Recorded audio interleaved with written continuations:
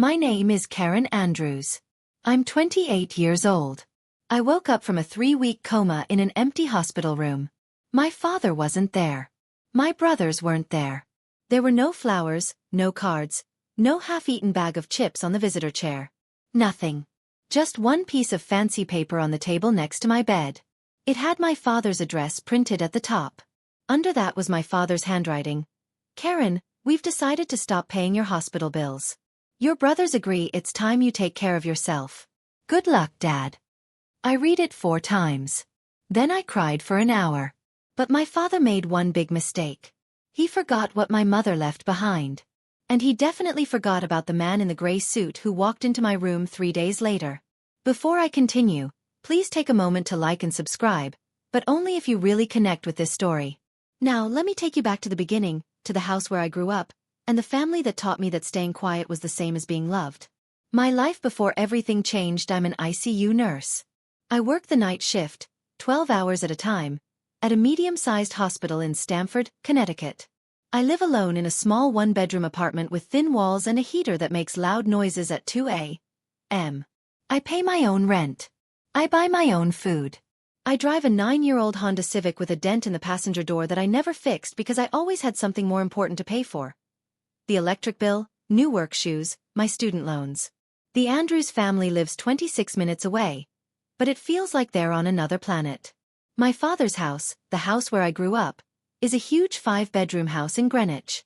It has a stone front, an iron gate, a heated pool in the back, and a 3-car garage. Inside sits his Range Rover, next to my stepmother's Mercedes and my brother Preston's BMW. The dining table is made of expensive walnut wood and seats 12 people.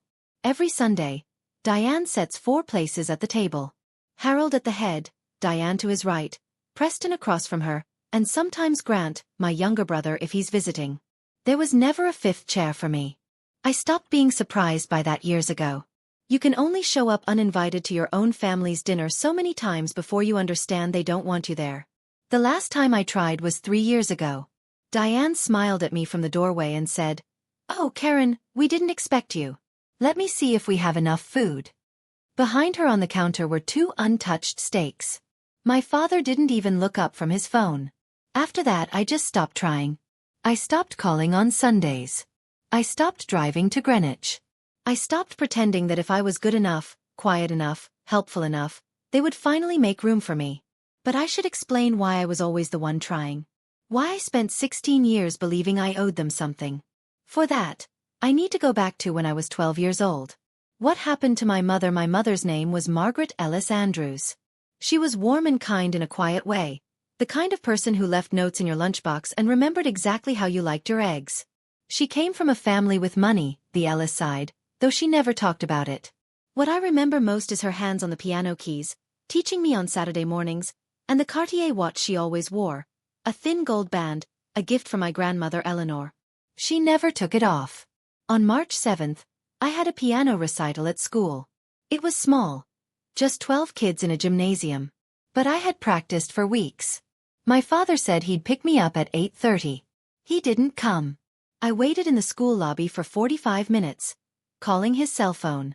Every call went to voicemail. Finally, I called my mother. She'd been home for hours. She thought my dad was taking care of it. She didn't wait or ask questions. She just said, "Stay inside, baby. I'm coming." It was raining hard that night, the kind of Connecticut March storm that turns roads into rivers. My mother got in her car and drove into that storm because her 12-year-old daughter was standing alone in a school lobby, and her husband wouldn't answer his phone. She never made it. A pickup truck slid through a red light on Route 106. It hit her car on the driver's side. She was pronounced dead at Stamford Hospital at 9:47 p.m. My father arrived at the hospital an hour later. I was sitting in a plastic chair in the hallway, still wearing my recital dress, holding a paper cup of water a nurse had given me. He stood over me. He didn't kneel down. He didn't hug me. He said, "Your mother drove out in that storm because of you." At the funeral 3 days later, my grandmother Eleanor held me and whispered, "Your mother made sure you'd be taken care of." I didn't understand what she meant. I was 12, and I had just learned that asking for love could get you punished. Diane arrives. Diane Mercer came into our lives 2 years later. She was fancy in a way my mother never tried to be. She got her hair done every Thursday, wore expensive shoes, and had a smile that looked practiced. She brought gifts the first time she came to dinner. A soft scarf for me, a leather wallet for Grant. She called me sweetie, and told me I had my mother's cheekbones. Within 6 months, she moved in. Within a year, she and my father got married. Within 2 years, everything that belonged to my mother was gone. It happened slowly, so I didn't notice until it was done. First the photos. My mother's portrait over the fireplace was replaced by a painting Diane bought. Then the piano. We need the space for Preston's office, sweetie. You understand? Then my bedroom. One afternoon, I came home from school and my things had been moved to the attic room on the 3rd floor. Diane said it would be more private for me. The room had a sloped ceiling and no closet. Preston was Diane's son from a previous marriage, 4 years older than me. He was already in college when Diane married my father. But Harold treated him like the son he always wanted. Preston's going to take over the business someday, he'd say at dinners. Preston understands how the world works. The family Christmas card that year had 4 people in it. I was at a friend's house when they took the photo. No one told me it was happening. I asked my father once, I was maybe 15, if my mother had left any papers or documents, anything. He put down his fork and looked at me with that flat, cold look that could make a whole room go silent. Your mother didn't leave anything, Karen. She left debt. I cleaned it up. Don't bring her up again. You've done enough. So I didn't. 16 years of silence, 16 years. That's how long I carried that sentence in my chest like a heavy stone I couldn't cough up. Your mother drove out in that storm because of you. It shaped everything. Why I didn't fight for my bedroom. Why I didn't speak up when the piano disappeared. Why I went to a cheaper nursing school instead of the better one that offered me a partial scholarship. Because my father said, nursing is fine for someone with your limitations. Don't waste resources. I believed him. I believed all of it. Because when you're told at 12 years old that you caused the worst thing that ever happened to your family, you spend the rest of your life trying to make it right. You don't set boundaries. You don't ask questions. You say, yes, sir, and thank you. And you take whatever tiny bits of attention they give you, and you convince yourself that's what love looks like. That was my life until March 14th of this year. The accident. I was driving home after a 12-hour ICU shift. It was almost midnight. I was tired, the kind of tired that lives behind your eyes. I didn't see the box truck run the red light on Elm Street until it was already filling my windshield. I don't remember the crash. I don't remember the ambulance. I'm told my heart stopped once in the emergency room and they brought me back. I'm told my father was called. He was still listed as my emergency contact, a detail I'd never updated because some part of me still believed he'd come if I needed him. He came once, in week 1. Grant told me later that Harold stood in the doorway, looked at the machines I was hooked to, and said, "This is going to be expensive." Then he left. Week 2. Only Grant visited. Week 3, no one. And then I woke up to that note. But here's the thing. A week before the accident, while packing a box of old things from my apartment closet, I found something. A torn envelope at the bottom of a box I'd taken from the Greenwich attic years ago. It had my name on it, my old address at the estate, and a logo I didn't recognize. Some bank or financial company. The letter inside was gone. Just the envelope, ripped open and empty. I tossed it aside and figured it was junk mail. I wish I'd looked closer. Waking up. I need you to understand what it's like to wake up from a coma. It's not like the movies. There's no dramatic eye-opening, no gasping breath while loved ones hold your hand. It's slow and foggy. My throat hurt from the breathing tube. My left wrist was in a cast. Every joint in my body felt like it had been filled with wet sand. The lights above me buzzed, and for a long time, that was the only sound. No voices, no footsteps. No one saying, "She's awake." I turned my head slowly, even that hurt, and saw the room. Empty visitor chair. Old flowers on the windowsill, the kind the hospital gift shop sells for $12. The plastic wrap was dusty. No one had touched it in days. Then I saw the note. I read it the way you read something that can't possibly be real. "Karen, we've decided to stop paying your hospital bills. Your brothers agree it's time you take care of yourself. Good luck, Dad." Fancy cream-colored paper with the Andrews family address printed at the top. My father's handwriting. Neat, slanted slightly left. The same handwriting that used to sign my report cards without reading them. I pressed the nurse call button. A woman named Linda came in, checked my vitals, and told me I'd been unconscious for 22 days. Has anyone been here? I asked. My voice sounded like gravel. She paused. A woman came by about a week ago. She signed some paperwork saying the family wouldn't pay anymore and told us to send all future bills to you directly. She brought those flowers. Linda nodded toward the old carnations. She seemed in a hurry. Diane. Of course. I held that note against my chest and cried for an hour. Not because they'd left. I think some part of me always knew they would. I cried because I finally understood. They were never really there. Painful memories lying in that hospital bed. The memories came in waves. Every moment I'd swallowed my own voice to keep the peace. My nursing school graduation. I'd finished top of my class. Clinical honors. 3 letters of recommendation from doctors. I texted my father the date and time 2 months early. The morning of graduation, he replied. Something came up. Congrats. No period. No exclamation point. Grant was traveling. Diane didn't respond at all. I walked across the stage to polite applause from strangers and took a selfie in the parking lot in my cap and gown, alone, leaning against my Civic. I still have that photo. I look like I'm trying very hard to smile. Thanksgiving 2 years ago. Diane hosted 20 guests at the Greenwich House. The table was set with expensive crystal and fresh flowers. She introduced Preston to everyone. This is Preston, Harold's eldest. He's in commercial real estate now. We're so proud. I carried food in from the kitchen. One of Harold's business partners asked who I was.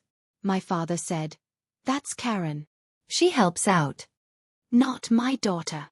Not even she's a nurse. Just, she helps out. Like the caterer. After dinner, I washed dishes for an hour while Preston showed the guests his new BMW. A gift from Dad for closing his first deal. I'd asked my father for help with a security deposit 6 months earlier. His response, maybe if you'd chosen a real career, you wouldn't need to ask. I kept going back. Every holiday, every birthday I wasn't invited to but showed up for anyway. Because somewhere inside me, 12-year-old Karen was still standing in that school lobby, waiting for someone to come. And the worst part? I thought that was love. I thought that's what I deserved. Trying to reach them 2 days after I woke up, I tried to call my family. Grant's number went straight to a message. This number is not accepting calls from this line. I stared at my phone. Blocked. My own brother had blocked my number. I told myself maybe he changed phones. Maybe it was a mistake. But my hands were shaking. I called my father's cell. Voicemail. I didn't leave a message. What would I even say? Hi, Dad. I almost died. Just checking in? I called the house. Diane picked up on the 3rd ring. I could hear her heels on tile. The kitchen, probably. She sounded exactly the way she always does. Warm, measured, completely in control. Karen, how are you feeling?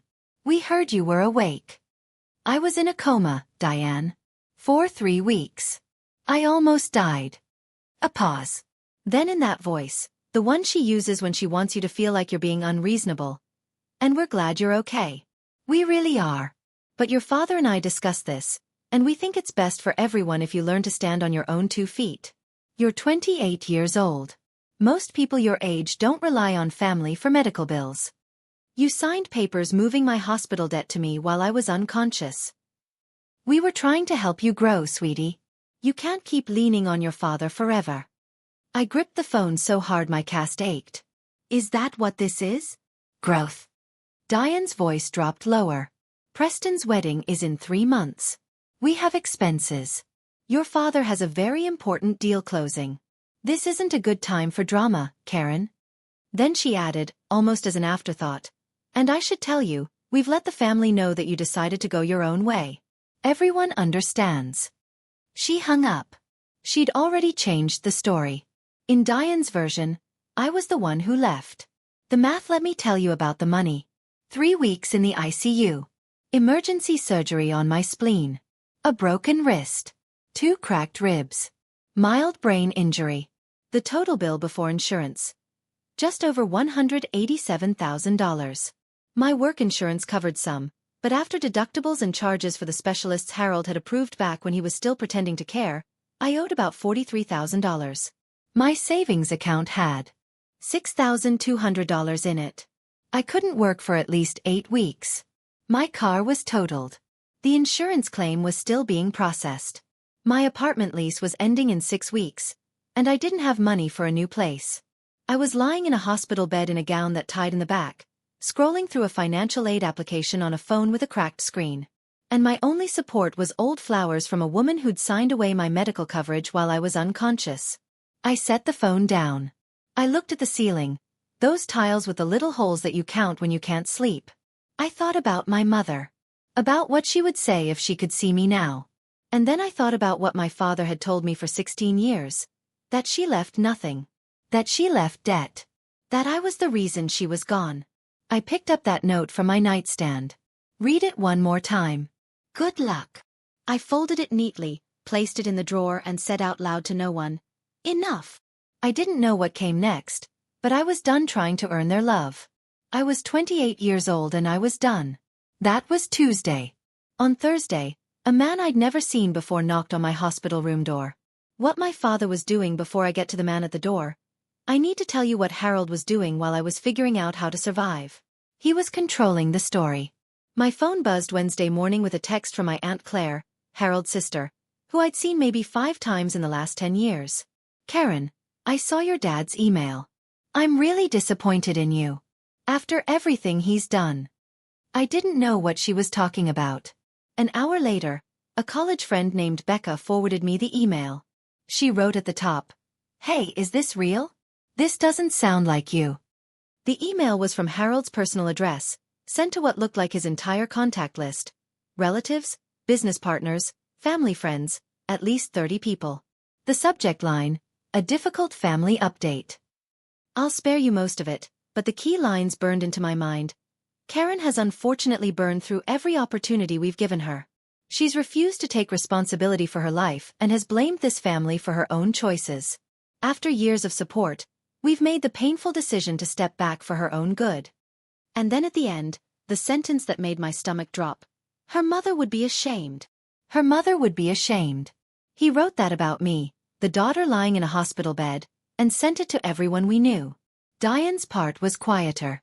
A comment on the family's private Facebook group. "We tried everything. Sometimes you just have to let them fall so they learn. Praying for her." With a heart emoji. Within hours, my phone was full of messages from people I barely knew, all repeating Harold's version.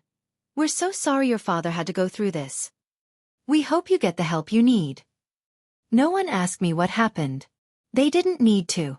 Harold Andrews was the important man, the generous man, the successful man, and I was just Karen, the difficult one. Preston called Thursday morning. I almost didn't answer. But there was a part of me, the same stupid, stubborn part that had kept going back to that house for 28 years, that thought maybe he was calling to apologize. Maybe he'd seen the email and realized it had gone too far. Karen. Not, "Hey," or "How are you?" Just my name, flat, like he was checking off a list. "Look, I'm going to be straight with you. Dad's being generous here. He could ask you to pay back every dollar he spent on you over the years. He's choosing not to. You should take that as the gift it is. I just woke up from a coma, Preston. And you're fine now. You're talking. You're thinking. You're fine. The point is, Diane sent you some paperwork, a release form. You sign it. You move on with your life. We move on with ours. Clean break." I'd received the documents 2 days earlier. A courier had delivered them to my hospital room. A legal-looking packet from Harold's personal lawyer requesting that I sign a voluntary waiver of any and all claims to Andrew's family assets, properties, and holdings. I'd read it twice, confused. If my mother had left nothing, if Harold had cleaned up her debt, then what exactly was I giving up? What am I giving up, Preston? Dad told me Mom left nothing. A beat of silence. Then carefully, "It's just a formality. Dad's reorganizing the estate for a new development deal. Some old trusts need to be cleaned up. Don't make this harder than it needs to be." Old trusts. I'm not signing anything I don't understand, I said. Karen, I said no. He hung up. I sat there holding my cracked phone, and for the first time in 16 years, I didn't feel guilty. I felt suspicious. Why does a family that claims you have nothing need your signature to prove it? Diane comes in person. Diane came in person the next day. She arrived the way she always arrives, like she just stepped out of a magazine. Cream coat, leather gloves, a small bouquet of white tulips. She smiled at the nurse's station, asked for my room in that sweet voice, and I could hear them telling each other what a lovely woman she was. Her heels clicked down the hallway. She closed the door behind her and set the tulips on the windowsill next to the dead carnations. Then she turned to face me, and the smile was gone. You're making this difficult, Karen. I'm not signing those papers. Your father's deal closes in 6 weeks. This is the largest project of his career. If you cause problems. She smoothed her coat, choosing her words. He has relationships at every hospital in this region. Board members. Donors. One conversation and your little nursing career disappears. Do you understand what I'm saying? I understood perfectly. It wasn't a warning. It was a threat, delivered in the same gentle tone she used to tell me my bedroom was being moved to the attic. What am I signing away, Diane? If Mom left nothing, why does Dad need my signature? Something changed in her face. A flicker, gone in an instant. Because the trust company won't. She stopped. Pressed her lips together. Then smooth as glass. Because it's just paperwork. Don't overthink it.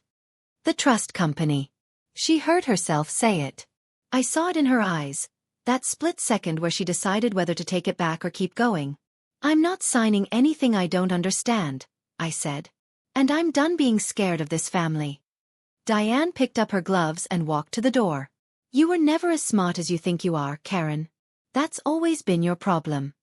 She closed the door quietly. Diane never slams things. She doesn't need to. But she'd said it.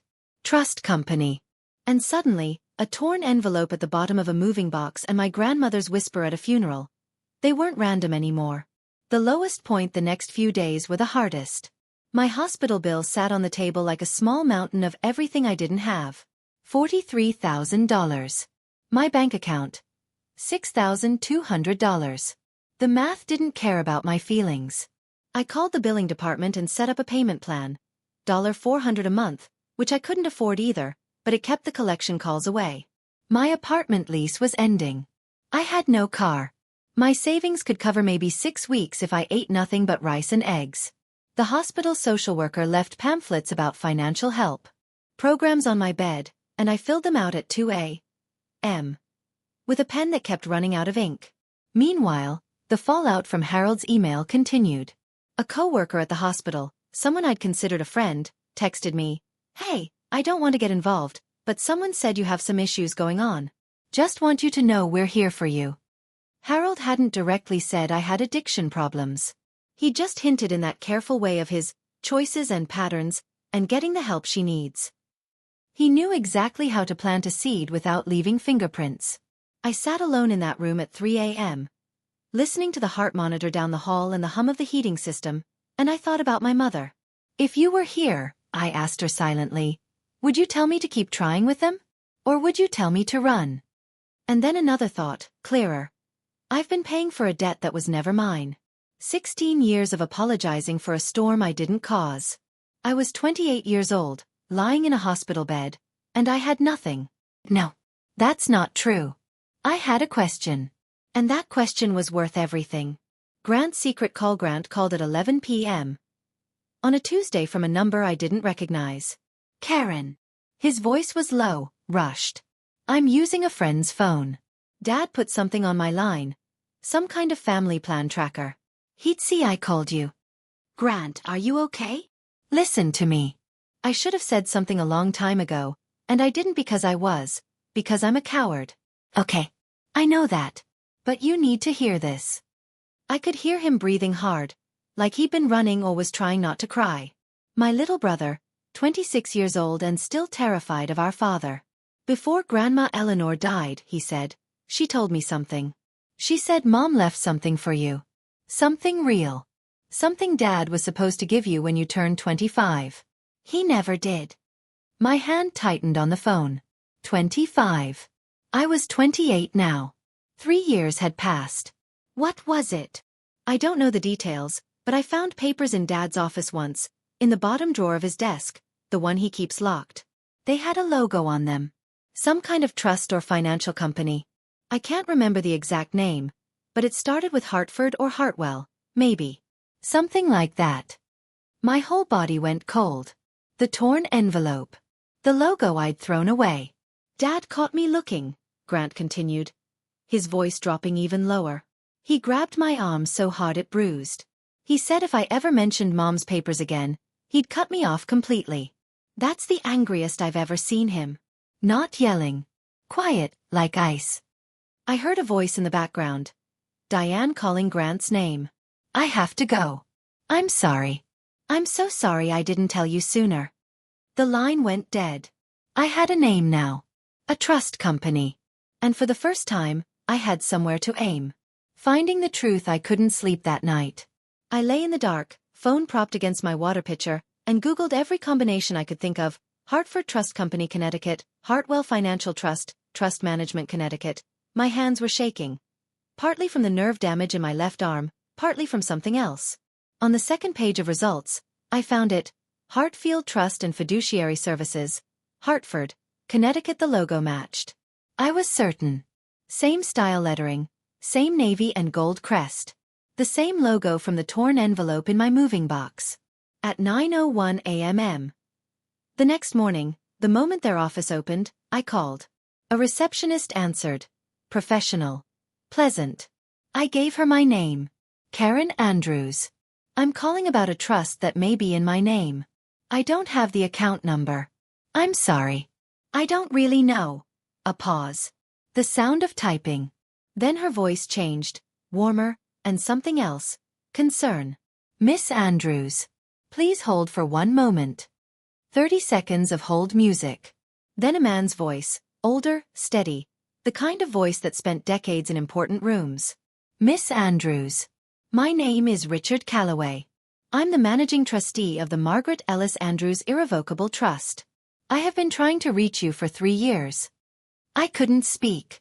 We sent certified mail to your address on file, your father's house in Greenwich, on 3 separate occasions. Each was signed for and accepted. But you never responded. I was beginning to think you didn't want to be found. Who signed for them? I whispered. A rustling of papers. The signature reads, Diane Andrews every time. The room tilted. I grabbed the bed rail. Mr. Calloway, I said, I need you to tell me everything. And he said gently, your mother planned for this possibility, Miss Andrews. That's exactly why she made the trust irrevocable. The man in the gray suit. 2 days later, Richard Calloway walked into my hospital room carrying a brown leather briefcase that looked older than I was. Behind him was a man I'd never seen, younger, maybe late 40s, in a navy suit with a small silver pin on his lapel that read, Hartfield Trust. He introduced himself as Thomas Whitfield, Senior Fiduciary Officer. The man in the gray suit. Well, navy. Close enough. Calloway sat in the visitor chair, the first person to actually use it since I'd woken up. He opened his briefcase on the table, moving my water cup aside with a quiet, may I? That contained more politeness than my father had shown me in 10 years. Miss Andrews, he began, your mother, Margaret Ellis Andrews, created an irrevocable trust in 2008, 2 years before her death. You are the only person who gets the money. The trust was funded by your maternal grandmother, Eleanor Ellis, and contains 2 main things. He placed the first document on the table, a copy of the trust papers, 46 pages, with my mother's signature at the bottom. First, an investment account currently worth approximately $2. 1 million. I stopped breathing. Second, he placed another document beside it, a property deed stamped and recorded with the county clerk, the real property at 14, Edgewater Lane, Greenwich, Connecticut. I stared at him. That's my father's house. No, Miss Andrews, it is not. Calloway's voice was clear, not unkind. Your mother bought that home in 2004, 2 years before she married your father, using money from her family inheritance. A legal agreement before the marriage kept it as her separate property. When she died, It transferred into the trust. Your father has been living in that house for 16 years, but he has never owned it. Thomas Whitfield placed a third item on the table. 3 certified mail receipts, each signed Diane Andrews. Your father didn't just forget about you, Karen, Calloway said quietly. He used what was yours to build what he thinks is his. I didn't say anything for a long time. The documents sat on that hospital table like pieces from another life. A life where my mother was still thinking of me, still protecting me, even from the grave. The trust papers had her handwriting in the margins. Small notes to her lawyer, initials in blue ink. I traced one with my fingertip. She knew, I said, and my voice cracked. She knew what he was. Calloway nodded. Your mother was a careful woman. She came to me before the marriage and said very clearly that she wanted her daughter taken care of no matter what happened. She didn't explain more. She didn't need to. I thought about my grandmother, Eleanor, at the funeral. Leaning close, whispering, your mother made sure you'd be taken care of. I was 12. I thought she was talking about heaven. The tears came then. Not the helpless hollow crying from the night I woke up, but something deeper, like a wall giving way after years of pressure. I cried because my mother had loved me enough to plan for this. I cried because my father had hated me enough to hide it. And I cried because I'd spent 16 years apologizing for existing in a house that was mine. Calloway and Whitfield waited. They didn't rush me. When I finally wiped my face with the back of my hand, the one without the cast, Calloway asked, what would you like to do? I looked at him. At the deed. The trust papers. The certified mail receipts with Diane's stolen signatures. I want what's mine. And I want him to hear it from me, not from a letter. Calloway reached into his briefcase and pulled out a fancy envelope with raised lettering. An invitation. The Andrews Foundation Charity Gala Harold was being honored. Then we need to talk about timing, he said. The plan. Calloway laid it out clearly. The way I imagine he explained everything. No drama, just facts. Harold had used the Greenwich property, my property, as proof he had money to get a $4.5 million loan for a business deal. He'd submitted paperwork to the bank claiming he owned it. But the deed was in my mother's name, transferred to the trust when she died. Harold never owned the house. What he'd done was, at minimum, lying about what he owned. At worst, it was mortgage fraud. The lender is First Capital Regional, Whitfield said, opening a folder with the bank's letterhead. If they find out the collateral doesn't belong to Mr. Andrews, the loan is cancelled. The deal falls apart. What do I need to do? I asked. Legally 2 things, Calloway said. 1, we file a formal notice with First Capital that the property used as collateral is held in trust and was never available to use. 2, we ask to transfer control of the trust money to you, which should have happened 3 years ago when you turned 25. He paused. Both actions are simple. The question is how and when. I told him I didn't want to surprise anyone. I didn't want a big scene. But I also didn't want to do this through letters that Harold could hide or phone calls he could deny or lawyers he could stall with his own lawyers for months while I slept in my car. I want the truth to be in the room where he usually lies, I said. Calloway studied me for a moment. Then he said, the gala is in 12 days. Harold is being honored. The deal is scheduled to be formally announced that evening. Representatives from First Capital will be there. He placed the property deed on top of the stack. I could see the county seal, the date, 2004, 2 years before the wedding. My mother's name in clear type. Your mother prepared the shield, Karen. I'm simply here to make sure you know you're holding it. Getting ready, I was discharged on a Thursday. Grant helped quietly, the way Grant does everything. He booked a room at a Hampton Inn in Hartford using his own card and texted me the confirmation number from a burner phone he'd bought at a gas station. Don't tell Dad, he said. And I didn't point out the craziness of that sentence. That we were grown adults hiding from our own father like runaways. The hotel room was small, clean, anonymous. A queen bed with a flower bedspread, a coffee maker with 2 packets of free coffee, a window that looked out on a parking lot. It was the most peaceful place I'd been in weeks. I spent the first 3 days just healing. Walking laps around the hallway in my socks because my ribs hurt every time I took a deep breath. Eating soup from the diner next door. Sleeping 12 hours at a time because my body was still putting itself back together. On the 4th day, I stood in front of the bathroom mirror and practiced. Not a speech. I'm not a speech person. Just the sentences I needed. 3, maybe 4. I said them to my reflection until they stopped shaking. Calloway had sent me a folder. Inside were copies of everything. The trust papers, the deed, the certified mail receipts, the prenuptial agreement. And one more thing I hadn't asked for. A copy of the police accident report from March 7th, 16 years ago. I held that report for 20 minutes before I opened it. My hands were shaking. I knew somehow that whatever was inside would change something important. Not about the money or the house, but about the story I'd been telling myself since I was 12 years old. I wasn't ready. Not yet. The gala was in 10 days. And somewhere in Greenwich, my father was practicing his acceptance speech, standing in a house that didn't belong to him, preparing to announce a deal built on a lie. He had no idea what was coming. But honestly, neither did I.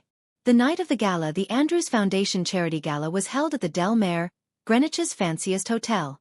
I know this because the invitation Calloway had given me described it in detail.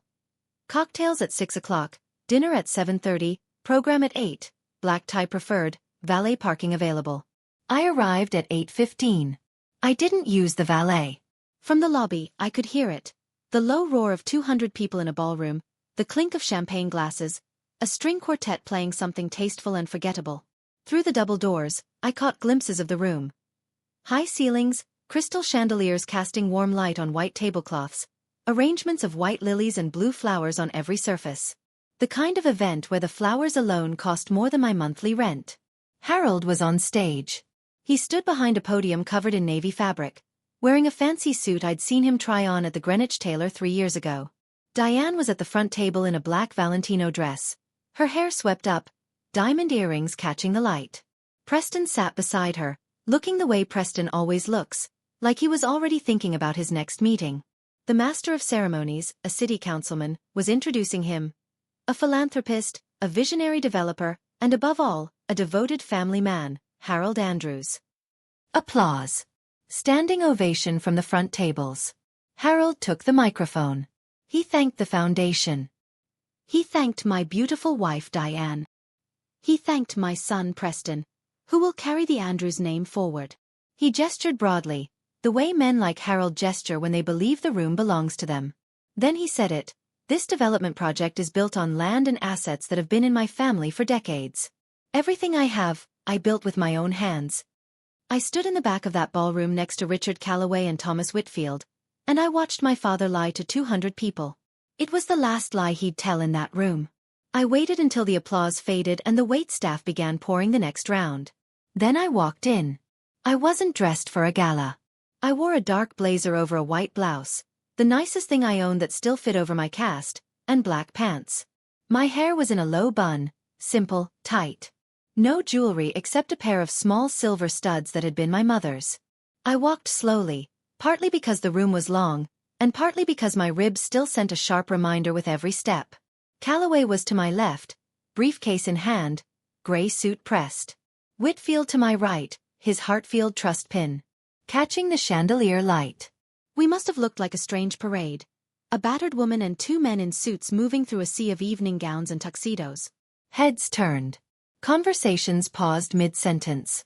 I heard someone whisper, "Is that Harold's daughter?"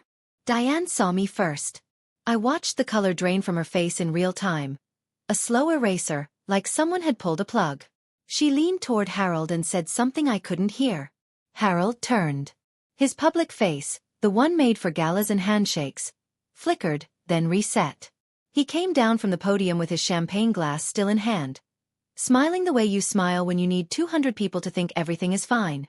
"Karen." His voice was warm, projected. "What a surprise. I didn't think you were well enough to be out." The room watched. I looked at my father, this man who'd left me a note on a nightstand, who'd told me at 12 that I killed my mother, who'd lived in her house and spent her money and erased her memory and called it his own. "I'm standing, Dad," I said. "That's more than you planned for." The silence that followed filled every corner of the room. Harold's smile tightened. I knew that look, the one he used when a meeting wasn't going his way but the client was still in the room. Control at all costs.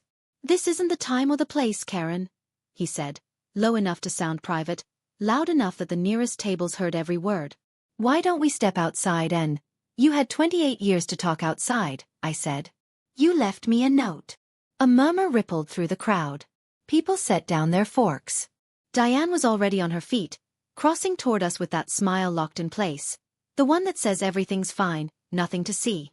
Karen, sweetie, you've clearly been through a lot. She touched my arm gently, like she was performing for the room. Maybe you should sit down. You don't look well. I turned to her. I kept my voice even. Diane, I'd like you to explain to everyone here why you signed for certified mail addressed to me 3 times and never told me. The hand on my arm went stiff. Diane's lips parted, but nothing came out. Harold's smile vanished. What is she talking about? Before Diane could answer, Richard Calloway stepped forward. He unbuttoned his suit jacket with the practiced ease of a man who'd stood in 1,000 rooms exactly like this one. He nodded politely to the tables nearest us. Good evening. My name is Richard Calloway.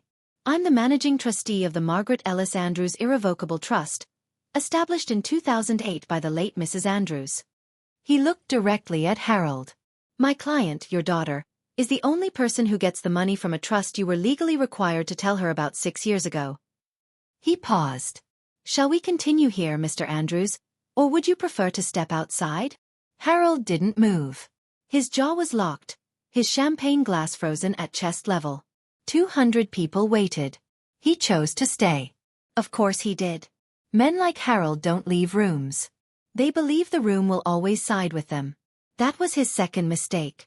The truth comes out, this is absurd, Harold said, his voice carrying. He made sure of it. He set his champagne glass on the nearest table and turned to face Calloway with the posture of a man used to winning arguments by sheer presence. My late wife didn't have a trust. Whatever this woman has told you, she's either confused or she's been tricked. This woman. He called me, this woman, in front of 200 people. Calloway didn't flinch. He opened his briefcase on the edge of the nearest table, between a bread plate and a crystal water glass, and laid out 3 documents in a neat row. This, he said, is the original trust papers signed by Margaret Ellis Andrews and notarized on October 14, 2008. This is the property deed for 14, Edgewater Lane, Greenwich, recorded with the county clerk on March 21, 2004, 2 years before your marriage. And these are 3 certified mail receipts sent to that same address, intended for your daughter. Each one signed by Diane Andrews. The room had gone so quiet I could hear the ice melting in someone's water glass. Harold glanced at the documents. I watched his expression shift, just barely, just for a second, from anger to recognition. He knew those papers. He'd known about them all along. At the VIP table, a tall man in a dark suit stood up. I learned later his name was Hargrove, a senior officer at First Capital Regional, the bank funding Harold's $4.5 million deal. Harold, Hargrove said, is the property you gave us as collateral the same property mentioned in these documents? Harold's mouth opened, closed, opened again. Preston, sitting at the family table, leaned forward. Dad, what's going on? Harold looked at Calloway. At the deed. At me. That house is mine, he said, but his voice had lost something. I've lived there for 16. Living in a home and owning it, Calloway said quietly, are 2 very different things, Mr. Andrews. The room broke. Not loudly. This was Greenwich, after all. But I heard it. The low hum of 200 people recalculating everything they thought they knew about Harold Andrews. Chairs creaked as people shifted to watch. Phones appeared under tables. Someone near the back stood up to get a better view. Hargrove, the banker, walked from his VIP table to where we stood. His face was the controlled blank of a man whose bank had just been told their $4.5 million loan was built on collateral that didn't exist. Mr. Andrews, he said, and his voice was very calm. If the property you promised as security is held in an irrevocable trust and was never legally yours to offer, we cannot move forward with the deal. The loan is suspended. Immediately. Our legal team will be in contact Monday morning. Harold's face went white. Not pink. Not red. White. The blood simply left. Robert, listen to me, Harold started. I've heard enough tonight, Hargrove said. He straightened his cuffs. I'd suggest you speak with your lawyer before you speak with me again. He walked back to his table, collected his coat, and left the ballroom without looking back. And then Diane turned on Harold. I'd never heard her voice at that pitch. Raw, stripped of every layer of sweetness. "You told me the house was yours," she hissed. "You told me the papers were handled. You told me there was nothing to worry about." "Diane, not now. I signed those letters because you told me to. You said it was old paperwork. Nothing important." Diane stopped talking. But it was too late. 200 people had just heard Diane admit in her own words that Harold had told her to take my mail. The room didn't gasp. It just absorbed. And I watched from 5 feet away as everything my father had built turned to glass and shattered on the ballroom floor. One more truth I could have stopped there. The deal was done. The truth about the house was out. Calloway had what he needed. But there was one more thing. The document I'd been carrying in the inside pocket of my blazer since I'd finally read it alone in that Hampton Inn 3 nights ago. "There's something else," I said. Harold looked at me. For the first time that night, I saw fear in his eyes. Not the calculating, controlled worry of a man losing a deal, but real fear. The kind that comes when you realize the lie you built your life on is about to be said out loud. I pulled out the police accident report. My hands were steady. I'd practiced this for 16 years. I said, "You told me that my mother died because of me. You told me she drove out into that storm because I called her. You let me carry that. You used it. Every time I questioned you, every time I pushed back, you'd bring it up.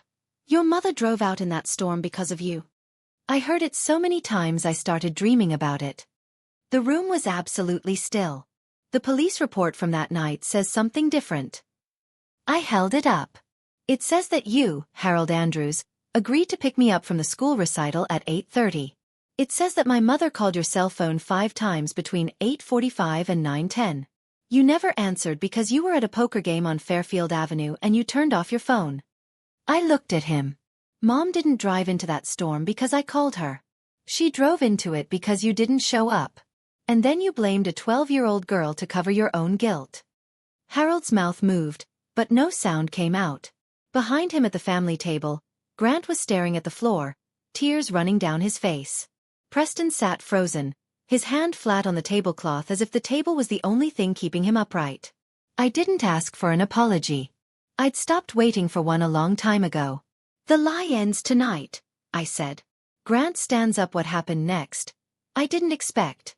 Grant stood up. He'd been sitting at the family table all evening, silent, the way he always was at these events. Present but invisible. The second son who never challenged Harold, who swallowed his words and went along. I'd spent years being frustrated with him for that, and years understanding it, because I'd done the same thing. But he stood up, pushed his chair back slowly, wiped his face with the back of his hand, and walked away from our father's table, toward me. Every head in the room turned to follow him. He stopped in front of me, and his voice cracked on the first word. "I knew," he said. "Not to me. To the room. Not everything but enough. I knew there were papers Dad was hiding. I knew something was wrong about the way he talked about Mom. And I was too scared to say anything." He looked at me, eyes red. "Karen, I'm sorry. I should have been braver. I should have been your brother." Harold's voice cut across the room like a blade. "Grant, sit down." Grant turned to face him.